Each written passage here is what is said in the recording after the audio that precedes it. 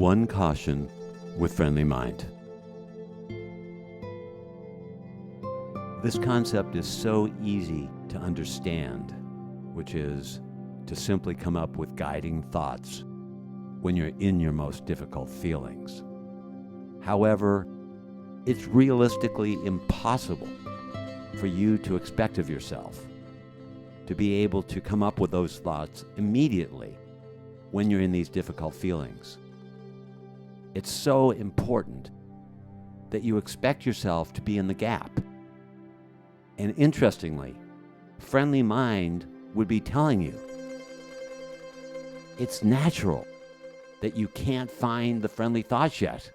Over and over again, it's going to encourage you to be patient and tolerant when you feel helpless and you can't find any thoughts that really resonate. There's also the danger that you might think that these friendly thoughts are going to transform you, and they're not working unless you feel better.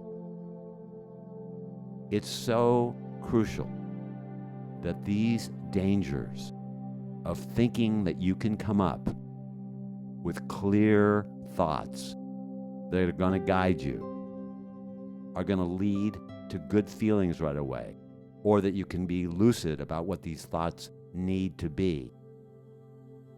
That when you recognize that, it will inspire you to practice more and more, because there's no way that just a greater intellectual understanding of what friendly mind is going to bring you greater capacity to be there for yourself.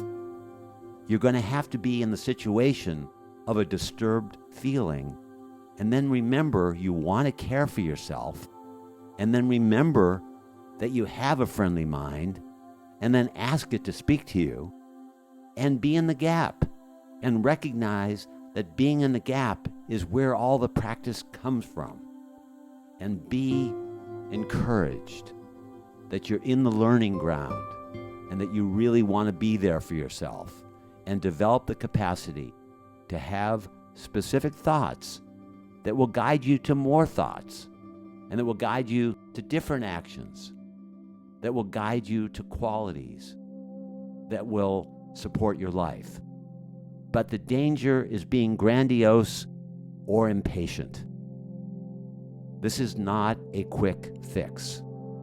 You need to practice and be in the situation where you are really disturbed. This is the practice ground. If you really hear what's being said, there's a part of you that will look forward to being disturbed, so you have a chance to practice and support yourself. It certainly will make you less afraid of whatever is your worst hell, because you'll recognize you have the possibility of still supporting yourself. This possibility becomes a lot more viable when you practice and recognize that there's no substitute for this practice.